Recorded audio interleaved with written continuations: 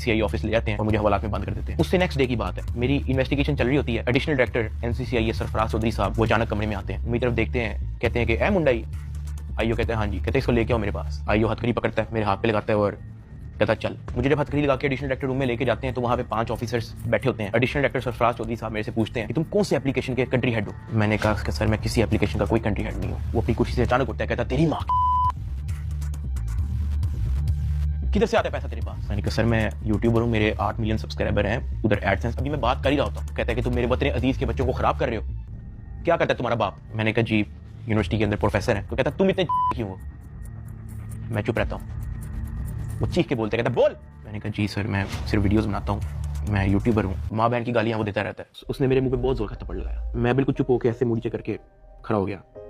तो कहता मुंह ते कर। अभी मैंने मुंह पर किया नहीं था। वो जोर से चीख के कहता मुंह ते कर। अभी मैंने वो मुंह पर किया ही था, उसने मुझे दूसरा थप्पड़ लगाया। मैं वहां पे बड़ा हेल्पलेस फील कर रहा कि यार मेरे से ऐसा क्या हो गया। मैं भी सोच ही रहा था, उसने मुझे तीसरा थप्पड़ लगाया। मुझे माँ बहन की गालियां दी जा रहा है। मैं अपना मुंह करके खड़ा हुआ हूँ तो मेरे थप्पड़ इधर लगता था, फिर वो कहता मुंह पर कर, फिर मेरा थप्पड़ इधर लगता था। वो मारी गया जब तक उसका दिल नहीं भरा। मैंने तो गिने भी नहीं है कि उसने मेरे थप्पड़ कितने मारे हैं। फिर वो मुझे कहता कि अपनी टांगे बेंड कर। मैंने अपनी टांगे बेंड कर ली। कहता हाथ ऊपर कर। मैंने अपना हाथ ऊपर कर लिया। वो घर में एक वीडियो कॉल लगाता है जो एक बच्चा रिसीव करता है जिसकी एस्टिमेटेड तकरीबन एज होगी 7 साल। उस बच्चे से पूछता है कि डकी भाई को जानते हो।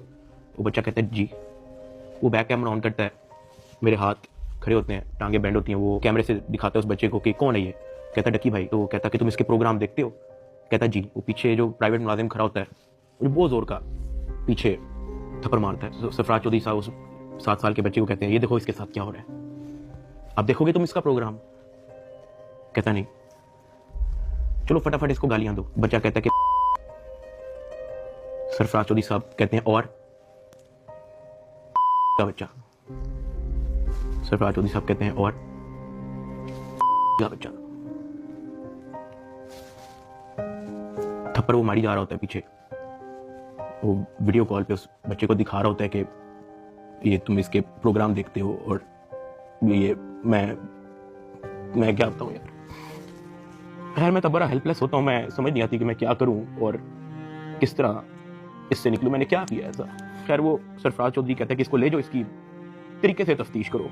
जबकि मैं डे 1 को आया हूं। मैं सब कुछ, मोबाइल का पासवर्ड, मैंने लैपटॉप के पासवर्ड, मैंने जीमेल के पासवर्ड, मैंने एक चीज ही छोड़ी। मुझे आज जितने ऑफिसर्स थे वहां पे, मुझे एक ऑफिसर आके बता दे कि डकी भाई ने हमें ये चीज नहीं दी, इसलिए हमने मारा है। वो तफ्तीश के अंदर इस जगह कोऑपरेट नहीं था कर रहा, इसलिए हमने मारा है। मुझे एक बंदा आके दिखा दे यार।